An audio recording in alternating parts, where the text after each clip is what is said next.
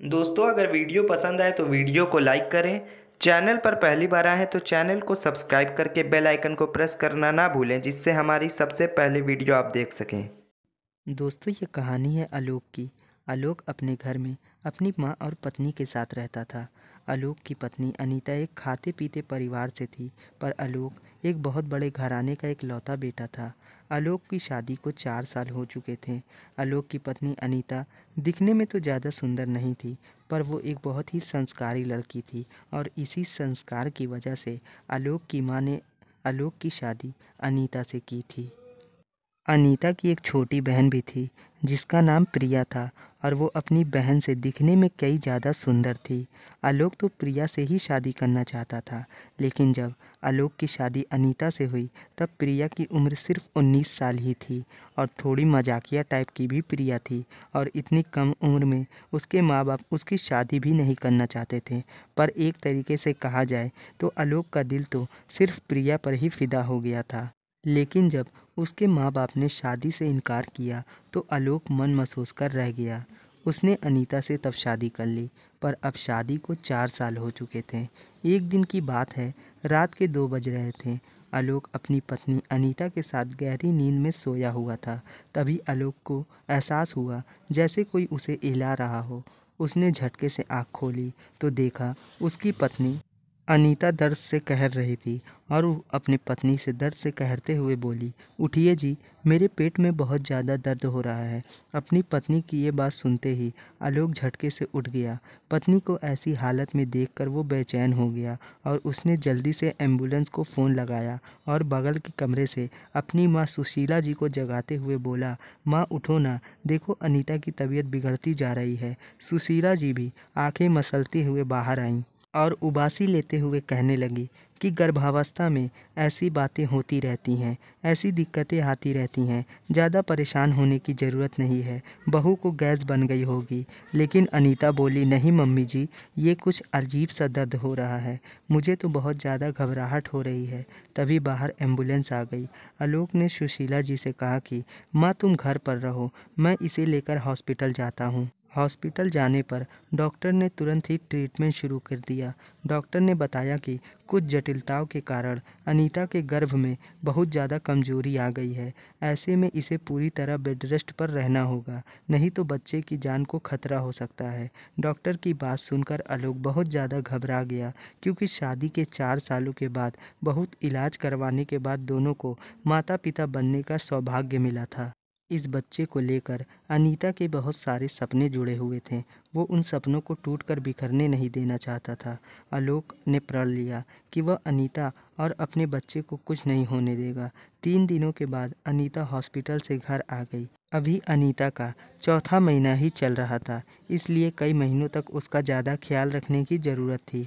आलोक के घर पर केवल उसकी माँ और पत्नी ही रहती थी, कोई और नहीं था जो उनकी मदद कर पाता। काम वाली बाई आती तो थी, पर वो पूरा दिन अनीता की देखभाल नहीं कर सकती थी, उसको भी तो घर जाना होता था। और आलोक की माँ तो वो तो अपने घुटनों के दर्द से ही परेशान रहा करती थी। अनीता अपने मायके भी नहीं जा सकती थी, क्योंकि उसकी हालत यात्रा करने के लायक नहीं थी, नहीं तो आलोक उसको अपने मायके ही भेज देता। आखिरकार आलोक ने अनीता की मम्मी से बात की। अनीता की मम्मी के ऊपर भी बहुत ज़्यादा जिम्मेदारी थी, जिस वजह से वो अनीता के ससुराल नहीं आ सकती थी। तो उन्होंने आलोक से कहा, बेटा मैं एक काम करती हूँ, मैं अपनी छोटी बेटी प्रिया को भेज देती हूँ। ये बात सुनते ही आलोक बहुत ज़्यादा खुश हो जाता है और उसे थोड़ी तसल्ली होती है। प्रिया तो जीजा के घर आने के लिए बात सुनकर बहुत ज़्यादा झूम उठी। प्रिया ने ये सोचा कि उसे कई दिनों से दीदी और जीजा के साथ रहने का मौका नहीं मिला है, इसलिए अब वो उनके साथ कुछ समय बिता लेगी। प्रिया जैसे ही अपने दीदी के यहाँ पहुँचती है तो आते ही वे कुछ दिन में ही घर की सारी जिम्मेदारियाँ उठा लेती है और घर की देखभाल अच्छे से करने लगती है। प्रिया 24 वर्षीय हंसमुख और चुलबुली किस्म की लड़की थी। घर के काम करने के साथ साथ वो पूरे समय अपनी दीदी को अपनी चटपटी बातों से हंसाती रहती थी। पहले तो आलोक ऑफिस चला जाता था, पीछे से अनीता अकेले रह जाती थी, लेकिन बहन के आ जाने के कारण अब उसे भी अच्छा लगने लगा था।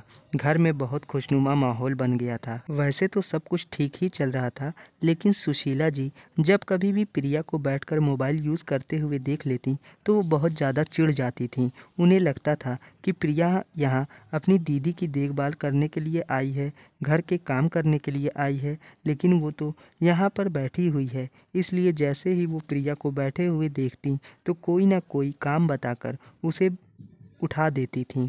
प्रिया उनसे इस व्यवहार के समझ नहीं पाती थी। वो सहज होकर सारे काम करती थी। एक दिन की बात है, दोपहर का खाना खाने के बाद प्रिया आराम कर रही थी। आलोक की माँ जी भी अपने कमरे में थी।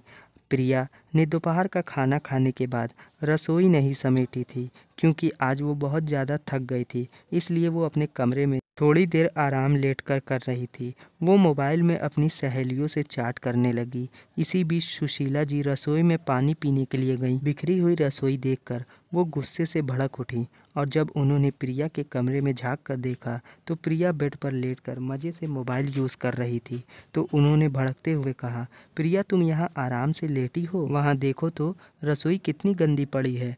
अगर हम कोई जिम्मेदारी उठाते हैं ना तो उसे पूरी ईमानदारी से निभाना चाहिए। तुम यहाँ टाइम पास करने तो आई नहीं हो। यह बात सुनकर प्रिया थोड़ा चौंक गई और उसने झट से मोबाइल बिस्तर पर रखकर रसोई की तरफ कदम बढ़ा दिए। लेकिन आज उसे सुशीला जी की बातें बहुत अटपटी सी लगी। जैसे ही प्रिया रसोई समेट कर वापस आई तो उसने सुना कि सुशीला जी बालकनी में खड़े होकर किसी से फ़ोन पर बात करते हुए शिकायत भरे स्वर में कह रही थीं, देखो ना, बहू की बहन तो यहाँ पर आकर महारानी बन गई है। अरे उसे यहाँ पर काम करने के लिए बुलाया है, लेकिन वो तो बस मुफ्त की रोटियाँ तोड़ती रहती है। दिन भर बेशर्मों की तरह खिलखिलाती रहती है और हमेशा मोबाइल में लगी रहती है। अगर इसके पीछे ना पड़ो तो ये तो कोई काम नहीं करेगी, बस ठूस ठूस कर खाएगी और एहसान जताएगी कि मैं तो यहाँ मदद करने के लिए आई हूँ। हमने इसे यहाँ काम करने के लिए रखा है, लेकिन ये बहुत कामचोर है। सुशीला जी की बात सुनते ही प्रिया अवाक रह गई। वह गुस्से से तिलमिला उठी। उसने सोचा कि आने दो शाम को जीजा जी को, अब मैं नहीं बर्दाश्त करती, उनके सामने बात करूँगी। शाम को आलोक ऑफिस से लौटता है तो प्रिया अपने कमरे में ही थी। चाय नाश्ते का इंतजाम नहीं हुआ था तो आलोक प्रिया के पास पहुंचा। वो उसे खामोश देखकर पूछने लगा कि क्या बात है साली साहिबा, आज तो आप बहुत खामोश सी लग रही हैं। प्रिया ने गंभीर स्वर में कहा कि जीजा जी, मैं मजाक के मूड में नहीं हूँ। पहले चलिए, मुझे आंटी जी से कुछ बात करनी है। वह बात मैं आपके सामने ही करना चाहती हूँ, इसलिए मैं आपका इंतज़ार कर रही थी। उसकी गंभीर मुख मुद्रा को देखकर आलोक भी गंभीर हो गया और प्रिया के साथ अपनी माँ के कमरे में पहुँचा। प्रिया ने सुशीला जी से सीधे सीधे पूछ लिया, आंटी जी, मैं आपके घर में आई हूँ तो आपको कोई दिक्कत है क्या? सुशीला जी सकपकाते हुए बोली कि नहीं बेटा, तुम ऐसा क्यों कह रही हो? प्रिया ने कठोर स्वर में कहा, आप जब दोपहर में सारी बातें कर रही थी तो मैंने आपकी सारी बातें सुन ली थी। आप ये बताइए कि क्या मैं कोई नौकरानी हूँ जो आप फ़ोन पर कह रही थी कि मैं यहाँ मुफ्त की रोटियाँ तोड़ती हूँ, काम करने के लिए आई हूँ तो काम नहीं करती हूँ? क्या आप इसलिए हमेशा मेरे पीछे पड़ी रहती थीं? मैं 2 मिनट के लिए बैठ जाती थी तो आप मुझे कोई ना कोई काम बताकर उठा देती थीं। तो क्या मैं यहाँ 2 वक्त का खाना खाने के लिए आई हूँ? और आप उस खाना खाने की कीमत को वसूलने के लिए आप मुझे दिन भर नचाती रहेंगी? यह कौन सी बात हुई भला? आज मेरा बहुत अपमान हुआ है। ऐसा कहकर प्रिया रोने लगी। उसने अनीता को इन बातों से शामिल नहीं किया था, क्योंकि इस वक्त उसकी मानसिक स्थिति को खराब करना उसे सही नहीं लगा। प्रिया की बात सुनकर सुशीला जी ने शर्मिंदगी से सर झुका लिया। आलोक को अपनी माँ पर बहुत ही ज़्यादा गुस्सा आया। उसने प्रिया से कहा कि प्रिया, मैं तुमसे माफ़ी मांगता हूँ, तुम शांत हो जाओ, माँ से मैं बात कर लेता हूँ। प्रिया गुस्से में रसोई में चली गई, क्योंकि उसे डिनर की तैयारी करनी थी। आधे घंटे के बाद आलोक रसोई में आया और प्रिया से कहने लगा, प्रिया, रात को डिनर करने के बाद ज़रा छत पर चली आना, मुझे तुमसे कुछ ज़रूरी बात करनी है। प्रिया ने डिनर बना दिया। सभी लोग खाना खा चुके थे।